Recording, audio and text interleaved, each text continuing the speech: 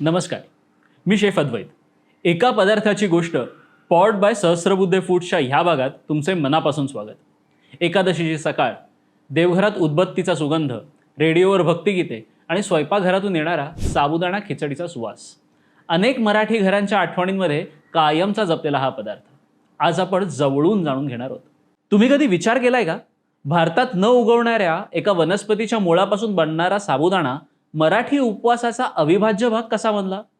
चला जाणून घेऊया या खमंग प्रवासाची गोष्ट. उपवासाच्या महासागरात ज्याला तारणहार पदवी द्यावी असा एकमेव पदार्थ म्हणजे साबुदाण्याची खिचडी. उपवास हा शरीराला विश्रांती देण्यासाठी असतो असे म्हणतात, पण खिचडीचा सुवास सुटल्यावर जो काही जठराग्नी प्रदीप्त होतो तो पाहता हा उपवास नसून भुकेचा महोत्सव आहे हे सिद्ध होते. साबुदाणा हा कॅसावा किंवा टॅपिओका नावाच्या वनस्पतीच्या मुळापासून बनवला जातो.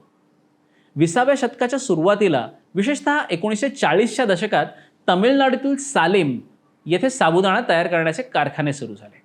साबुदाणा हा धान्य वर्गात मोडत नसल्यामुळे भारतीय संस्कृतीत याला उपवासासाठी शुद्ध आणि सात्विक अन्न म्हणून मान्यता मिळाली. साबुदाणा किती भिजवायचा हा यक्ष प्रश्न, परंतु बऱ्याचदा आई, आजी किंवा घरातल्या मोठ्या स्त्रिया ऐकायला फार सोपं असं उत्तर देतात.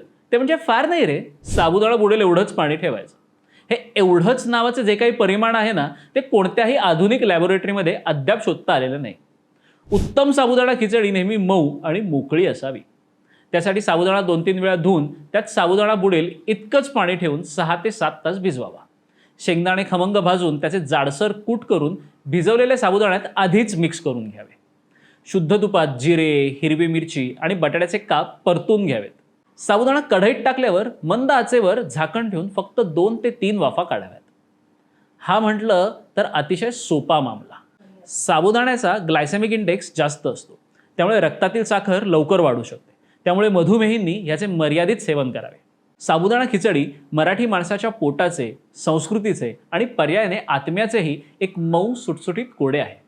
उपासाचा संपूर्ण थकवा आणि देवाकडे मागितलेली मागण्यांची यादी एका बाजूला आणि समोर आलेली गरमागरम खिचडी एका बाजूला. तुम्हाला साबुदाण्याची खिचडी आवडते का? तुम्हाला त्याच्यात उकडलेला बटाटा आवडतो का परतवलेला? आम्हाला कमेंट्समध्ये नक्की सांगा. तोपर्यंत एका पदार्थाची गोष्टच्या ह्या भागामध्ये तुमची रजा घेतो. पुन्हा भेटूया नवीन पदार्थासह. तोपर्यंत खा, प्या आणि मजा करा.